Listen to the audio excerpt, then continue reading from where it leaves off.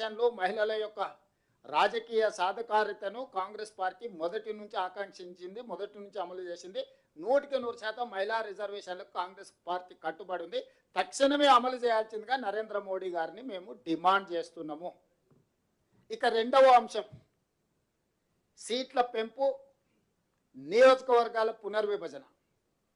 ఇది అత్యంత ప్రమాదకరంగా రాజకీయ పావుగా ఈరోజు నరేంద్ర మోడీ గారు వాడుకుంటున్నారు. ఆ దానికి సంబంధించి మాకున్న అభ్యంతరాలను కానీ దక్షిణ భారతదేశంలో ఉన్న ప్రజల యొక్క అభ్యంతరాలను, అదేవిధంగా చిన్న రాష్ట్రాల యొక్క అభ్యంతరాలను ఈరోజు స్పష్టంగా నేను ప్రజలకు వివరించదలుచుకున్నా.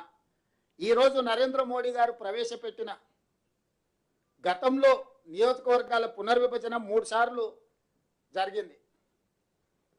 1957లో నియోజకవర్గాల పునర్విభజన జరిగినప్పుడు 494 సీట్లు ఉన్నాయి దేశంలో లోక్సభలో. 1967లో నియోజకవర్గాల పునర్విభజన జరిగినప్పుడు 520 సీట్లకు పెరిగింది. అదేవిధంగా 1977లో చేసిన నియోజకవర్గాల పునర్విభజన ఇది అత్యంత కీలకమైనది. శ్రీమతి ఇందిరాగాంధీ గారు ఉన్నప్పుడు 1971 జనగణన ప్రకారము 1976లో నియోజకవర్గాల పునర్విభజన జరిగింది.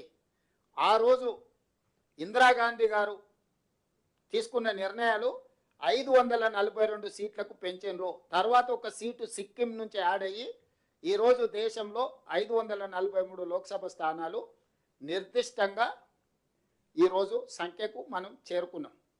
ఆ రోజు శ్రీమతి ఇందిరాగాంధీ గారు 1970 దశకంలో దేశంలో కరువు, ఆకలి, జనాభా నియంత్రించాలని కుటుంబ నియంత్రణ విధానాన్ని 1970లో కేంద్ర ప్రభుత్వం తీసుకున్నది. కుటుంబ నియంత్రణ అమలు చేసిన 6-7 సంవత్సరాలలోనే దక్షిణాది రాష్ట్రాలు, ముఖ్యంగా కాస్త చదువుకున్న రాష్ట్రాలు, దక్షిణాది రాష్ట్రాలు కుటుంబ నియంత్రణ అమలు చేయడంతో ఇక్కడ జనాభా నియంత్రణ జరిగింది. ఉత్తరాది రాష్ట్రాలలో ఉన్న రాష్ట్రాలు కుటుంబ నియంత్రణ అమలు చేయకపోవడం వల్ల విపరీతంగా జనాభా పెరిగింది.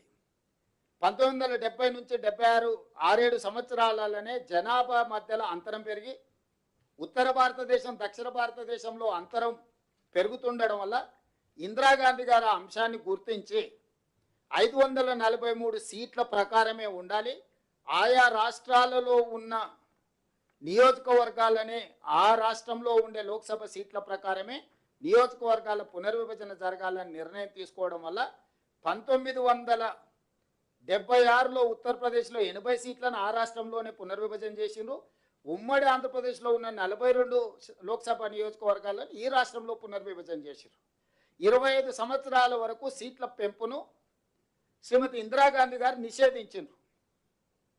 ఎందుకు అనంటే జనాభా పెరగడం, జనాభా ప్రాతిపదికన నియోజకవర్గాల పునర్విభజన జరిగితే కేంద్ర ప్రభుత్వం ఇచ్చిన ఆదేశాల ప్రకారం జనాభా నియంత్రణ పాటించిన కొన్ని రాష్ట్రాలను శిక్షించిన వాళ్ళతో కేంద్ర ప్రభుత్వ ఆదేశాలను ఉల్లంఘించిన వాళ్ళను మెప్పించినట్టు సీట్లు పెంచితే నష్టం జరుగుతుందని ఆ రోజు శ్రీమతి ఇందిరాగాంధీ గారు నియంత్రించిన 543 సీట్లు ఉండాలి, ఏ రాష్ట్రంలో ఉన్న సీట్లను ఆ రాష్ట్రంలోనే నియోజకవర్గాల పునర్విభజన చేయాలని. 2001లో వాజ్పేయి గారు ప్రధానమంత్రిగా ఉన్నప్పుడు కూడా మళ్ళీ లోక్సభలో, చట్టసభలలో చర్చ వచ్చినప్పుడు ఇందిరాగాంధీ గారు ఏదైతే దూరదృష్టితో జనాభా ప్రాతిపదికన జరిగే నియోజకవర్గాల పునర్విభజన, చిన్న రాష్ట్రాలు మరీ చిన్నగా మారుతాయి, పెద్ద రాష్ట్రాలు మరీ పెద్దగా మారుతాయి, భూస్వాములు జాగీర్దారులుగా మారుతారు, పేదలు అత్యంత నిరుపేదలుగా మారుతారు, నిరాదరణకు గురవుతారని చెప్పి 2001లో కూడా వాజ్పేయి గారు తిరిగి నియోజకవర్గాల పునర్విభజన చేయాలనుకున్నప్పుడు స్పష్టంగా ఇంకొక 25 సంవత్సరాల వరకు ఈ 543 ప్రకారమే ఏ రాష్ట్రంలో ఎన్ని సీట్లు ఉన్నాయో ఆ రాష్ట్రాల ప్రాతిపదికన నియోజకవర్గాల పునర్విభజన జరగాలి. అక్కడ దామాషా ప్రకారం ఎస్సీ ఎస్టీ సీట్లను, అక్కడ ఉన్న అసెంబ్లీ సీట్ల రిజర్వేషన్లను వీటన్నిటిని మార్చుకోవడానికి 2001లో చట్ట సవరణ అటల్ బిహారీ వాజ్పేయి గారు చేశారు.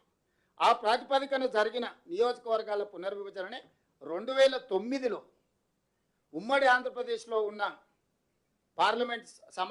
పార్లమెంట్ సీట్లు తెలంగాణలో 15 ఉండే, ఆంధ్రప్రదేశ్లో 27 ఉండే. 2009లో 17 సీట్లు తెలంగాణకు వచ్చినాయి, 25 సీట్లు ఆంధ్రప్రదేశ్కి పోయినాయి. ఆనాడు 107 అసెంబ్లీలు తెలంగాణలో ఉండే, 87 సీట్లు ఆంధ్రప్రదేశ్లో ఉండే, 119 సీట్లు తెలంగాణకు వచ్చి 175 సీట్లు ఆంధ్రప్రదేశ్కి పోయినాయి 2009లో. సో ఎక్కడ కూడా ఒక రాష్ట్రాన్ని ఒక యూనిట్గా తీసుకొని లోక్సభ అసెంబ్లీ నియోజకవర్గాలను 2007-8 నియోజకవర్గాల పునర్విభజనలో నిర్ణయం తీసుకోవడం వల్ల ఈ నియంత్రణ వాజ్పేయి గారు ఏదైతే 2001లో చట్టం చేసిండో 25 సంవత్సరాల భవిష్యత్తులో, అంటే 2026 వరకు సీట్ల పెంపు అనేది చట్టపరంగా నిషేధం విధించడం జరిగింది. ఈరోజు నరేంద్ర మోడీ గారు చేస్తున్న చర్యల వల్ల మొదటి నుంచి జనాభా ప్రాతిపదికన ఏదైతే మూల సూత్రంగా పెట్టుకొని నియోజకవర్గాల పునర్విభజన జరిగిందో